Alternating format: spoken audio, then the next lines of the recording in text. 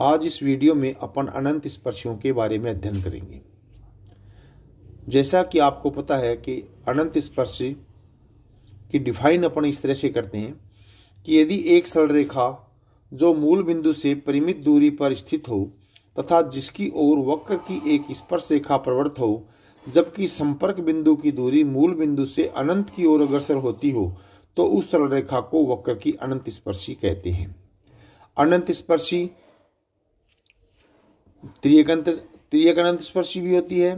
त्रियक अनंत स्पर्शी वह होती है, वह अनंत स्पर्शी जो कि अक्षों के समानांतर नहीं हो, उसे त्रियक अनंत स्पर्शी कहते हैं और अंग्रेजी में इसे ओब्लिक एसिम्प्टोट कहते हैं। और कोई भी जो वक्र है उसकी अनंत स्पर्शी जो ज्ञात करने की विधि है, उसमें सबसे पहली विधि है कि अगर कोई भी वक्र y = fx के रूप में दिया हुआ हो तो उसकी अनंत स्पर्शी ज्ञात करना। इसका प्रूफ ज्ञात करने के लिए अगर अपन मान लें कि कोई वक्र का समीकरण y = fx है, तो किसी भी बिंदु अक्ष y पर स्पर्श रेखा का समीकरण क्या होगा? Capital Y minus small y = dy/dx into capital X minus small x, जहां पर बिंदु के कोऑर्डिनेट क्या है? x और y। अर्थात capital Y = dy/dx into capital X plus small y minus x dy/dx, जो कि इक्वेशन नंबर 1 है। अर्थात यदि ये मान लें कि अनंत स्पर्शियां जो y अक्ष के समानांतर हैं उनको छोड़ दिया गया हो, अर्थात जब अक्ष टेंड्स टू इनफाइनाइट तो dy/dx अनंत की ओर परिवर्तनीय होता है, तो एक की अनंत स्पर्शी होने के लिए अपने पास क्या होगा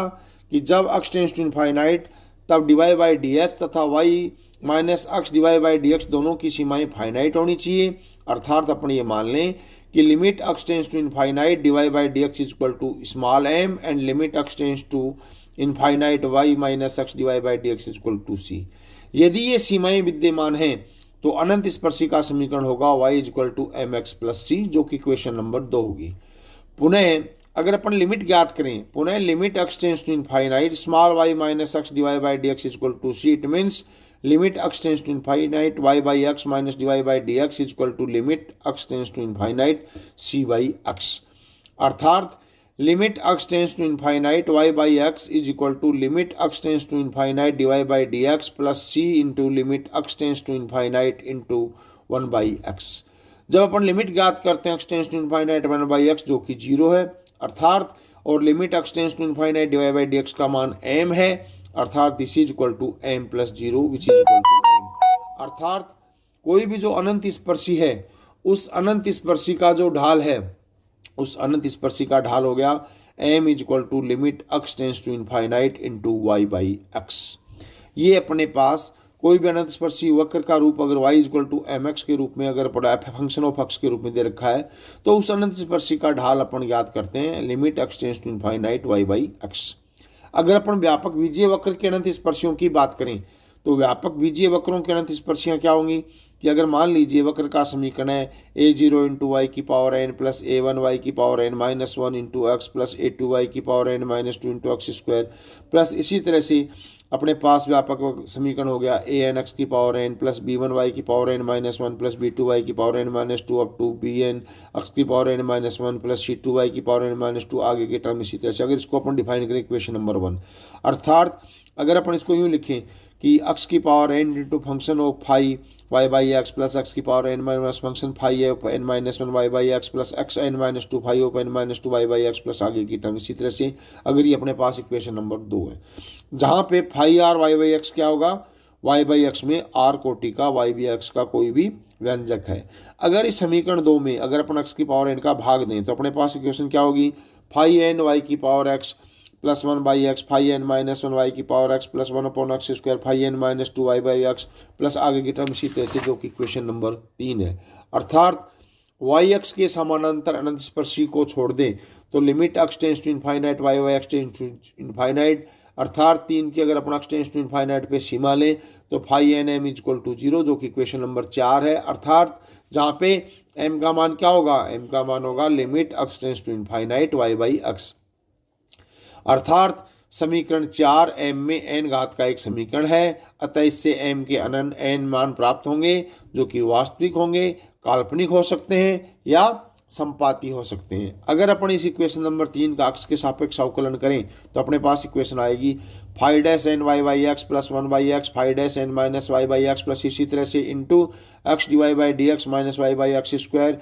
minus one upon X square five N minus one Y by X minus two upon X cube five N minus two Y by X minus आगे की टर्म इसी तरह से। अगर इन दोनों पक्षों को अपन एक्स स्क्वायर से गुणा करके और इसकी लिमिट निकालें एक्स टेंस टू इनफाइनाइट तो अपने पास आ जाएगा five dash N m x plus zero into minus c minus five N minus one m equal to zero, क्योंकि limit x tends to infinite y by x equal to m और limit x tends to infinite y minus x divide by D x equal to c, अर्थात c five dash N minus n M plus five N minus m equal to zero. अगर इससे अपन सी का मान ज्ञात करें तो सी का मान आ गया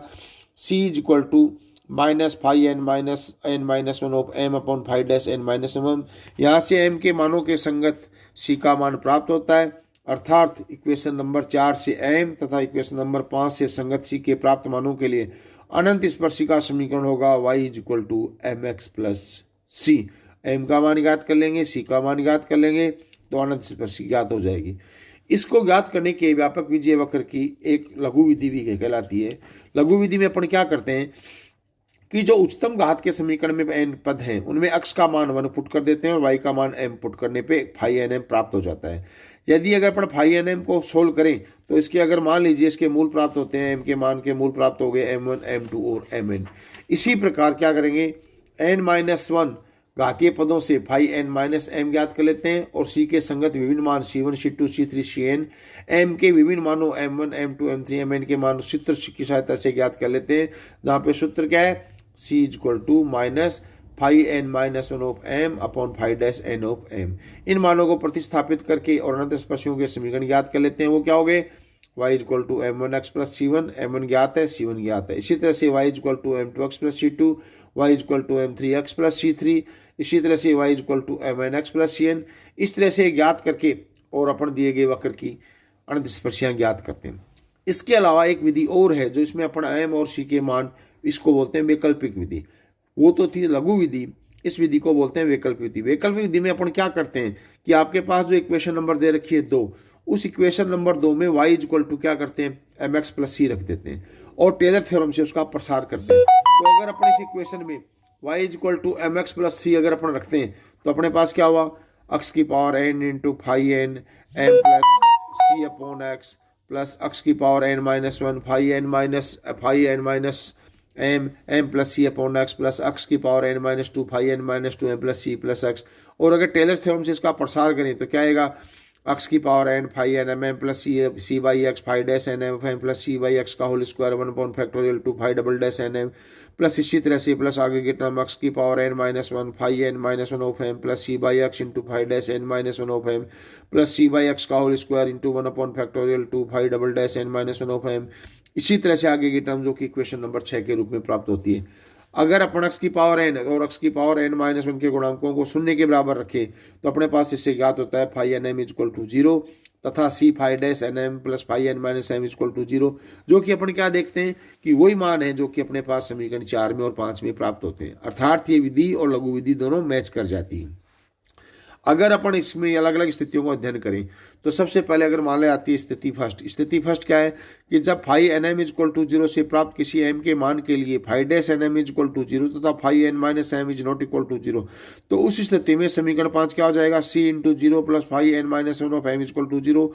जिससे limit x tends to infinite c is equal to infinite या माइनस इनफाइनाइट जो फाइनाइट नहीं है, अर्थात एम के ऐसे मान के संगत कोई भी अनंत स्पर्शी विद्यमान नहीं होगी। अगर अपन स्थिति 2 की बात करें, स्थिति 2 का मतलब है जब five N minus m equal to zero से प्राप्त किसी एम के मान के लिए five dash N m equal to zero तथा five N minus m equal to zero, तो उस स्थिति में समीकरण 5 zero into c plus zero का रूप का प्राप्त होता है जो कि आइडेंटिटी हो जाती है, अर्थात इससे सी का मान ज्ञात नहीं किया जा सकता। और उस स्थिति में सी का मान ज्ञात करने के लिए समीकरण 3 को 2 बार अवकलन तथा x की उचित घात से गुणा करके सीमा x टेंस टू इनफाइनाइट लेते हैं, अर्थात 1/2 into C square five double dash N M plus C five dash N minus one of M plus five N minus two M equal to zero, जो कि समीकरण 7 के रूप में प्राप्त होता है, जिससे m के एक मान के लिए c के 2 मान प्राप्त हो सकते हैं, अर्थात five double dash N of M this is not equal to zero, अर्थात उस स्थिति में 2 अनंत स्पर्शियां ज्ञात होंगी जो क्या होंगी y is equal to M x plus C one तथा y is equal to M x plus C2 प्राप्त होगी। इस तरह से अपन ने देखा कि लघु विधि से, वैकल्पिक विधि से और y is equal to M x plus C put करके और अपन दिए गए वक्र की अनंत स्पर्शियों को ज्ञात कर सकते हैं। अगर अपन अक्षों के समानांतर अनंत स्पर्शियों की बात करते हैं तो अक्षों के समानांतर अनंत स्पर्शी ज्ञात करने का बहुत ही सिंपल मेथड है कि अगर आपको अक्ष के समानांतर ज्ञात करनी है या y अक्ष के समानांतर ज्ञात करनी है। अक्ष के समानांतर अनंत स्पर्शी वक्र के समीकरण में अक्ष की उच्चतम घात के गुणांक को वास्तविक एक घातीय गुणनखंड को शून्य के बराबर रखने से प्राप्त होती है। परंतु यदि अक्ष की उच्चतम घात का गुणांक अचर है या वास्तविक एक घाती नहीं है तो अक्ष के समानांतर कोई भी अनंत स्पर्शी नहीं होगी। इसी तरह से अगर अपन अक्षों के समानांतर अनंत स्पर्शी की बात करें तो y अक्ष के समानांतर अनंत स्पर्शी वक्र के समीकरण में y की उच्चतम घात के गुणांक को वास्तविक एक घातीय गुणनखंड को शून्य के बराबर रख देने से प्राप्त होगी।